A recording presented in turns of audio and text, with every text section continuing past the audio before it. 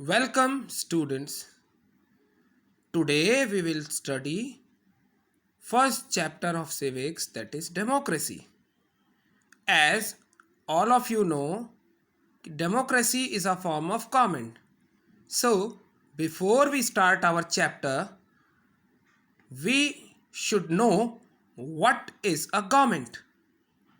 A government refers to a group of people with the authority or powers to govern a country or a state. How this authority is provided to you or how they get this authority is what we study in one form, that is democracy. So the government means the power or authority to govern. How these powers are got, the way the powers are enjoyed by people gives rise to three different forms of government. The first being monarchy, that is the rule by king or queen. Second one, dictatorship, in which an unelected and a powerful person rules over the country. And third is democracy, that is the most popular form of government as it is the rule by people. It is often referred to as the rule of the people or rule by the people. Now, the various forms of democracy. We have direct democracy. This direct democracy is also known as pure democracy. Why? The decisions, whatever decisions are formed or framed, they are not taken by the elected representatives. In fact, all decisions are voted on by people through public referendum. It is a form of government which is elected and run by the people themselves. Now, second one is indirect democracy. This is also known as representative democracy, and it is the most widely accepted and practiced form of democracy all over the world. Even in our India, we have indirect democracy or representative democracy. It's a system of government in which people control the government not by themselves but by means of their elected representatives. In this form of government, people elect their representatives not for a lifetime but for a fixed time period or a fixed term. Why? Because if the people finds that their elected representatives, they are not working well and they are not thinking of the development of people, rather they are involved in some ill practices, so they can remove them when the next elections come. That's why this representative democracy is most widely accepted and practiced form of democracy or government. It is the elected representatives which are elected by the people, and these elected representatives in turn they form and run the government on behalf of the people who have elected them. So far we have seen two different forms of democracy. Now we will study what exactly the word democracy means. See, this word democracy has its origin in Greek word demokratia, and this word is a combination of two words, that is demos and kratos, where demos means common people and kratos means power. That is, democracy is the power of the common people, means it implies the rule of government made by common people or ordinary people. It allows people to choose their own representatives. In this, the representatives are chosen by means of general elections, which are competitive in nature. That is, not a single person can contest the elections after fulfilling certain requirements as set by the authorities, election authorities. In fact, the persons who satisfy and who fulfill certain conditions and requirements can contest the elections, and through the general elections in which the people cast their vote or opinion, the person gets selected and he will be treated as the representative of the people. Then universal adult franchise, it is one of the most important feature of democracy also. According to this, all men and women who have attained a specific age as per the constitution of that area have the right to vote irrespective of their social status or irrespective of all the social divisions of rich or poor, caste, creed, religion, and educational status also. Now, we have gone through the various forms of democracy. What is the meaning of democracy? Now we will study why we are in favor of democracy or why we need democracy. What is the importance? See, democracy provides power to the people. It is actually, since it's a form of government framed by the ordinary people, or in the words of Abraham Lincoln, the first black president of America, democracy is a form of government of the people, for the people, and by the people. So as per his saying, and as per what we have discussed in the video so far, democracy being a form of government by the ordinary and common people, it implies people's power. How? The supreme power lies within the hands of the common people. No authority in democracy, no authority is superior to the people. No one is vested with extreme powers. If the powers are there, so there are certain restrictions to keep a check to such powers. The governing power is not vested to particular class or section of society.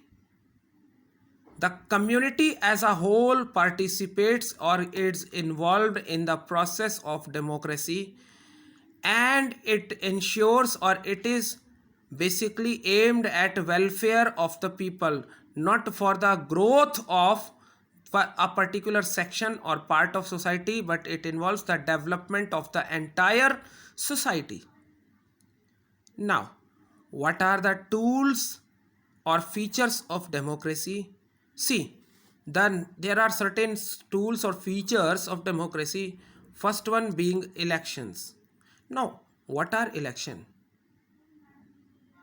Election is a process.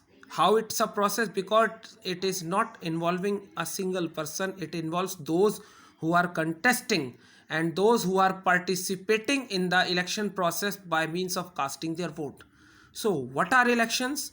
Rather than elections, we should use most probably the word general elections. That will be more justified word for this. So election is a decision making process by which individuals or representatives, they choose office or those persons who will hold the public office by exercising their votes, irrespective of their religion, irrespective of their social status, and irrespective of their gender or other such discriminations prevailing in the society. Second important feature or tool of democracy is public opinion. What is public opinion? जनता की आवाज, the voice of people, or in fact it is the voice of common people. Then what is this? It's a belief or attitude of people regarding particular matter. It is a collective opinion of people of a society or state on an issue or problem. The policies of government are bound to reflect the wishes of people, that is the public opinion. So election and public opinion are two important tools of democracy with which people can fulfill their responsibility. What responsibility? Responsibility of being called as a responsible citizen or ideal citizen of country. Now, third feature of democracy is the rule of law. What does it mean to be rule of law? Rule of law refers that all people, all men are equal before law. There will be no distinction or discrimination on any basis. Every person, whether he is a common citizen or he is a president, he is bound by law of the country, and it rule of law, it ensures protection against social evils of untouchability, racial discrimination, dowry, etc. Now we have democracy applied, so we have democratic society, that is social democracy, and economic democracy. So what's the meaning of social democracy, or what does it mean to have a democratic society? A democratic society means it should be truly democratic in real sense, that is equal opportunities, or in other words you can say no discrimination of any kind or any such kind should be there among the people who are a part, or in fact an integral part of society. The men and women, the most prominent part, above all we have men and women.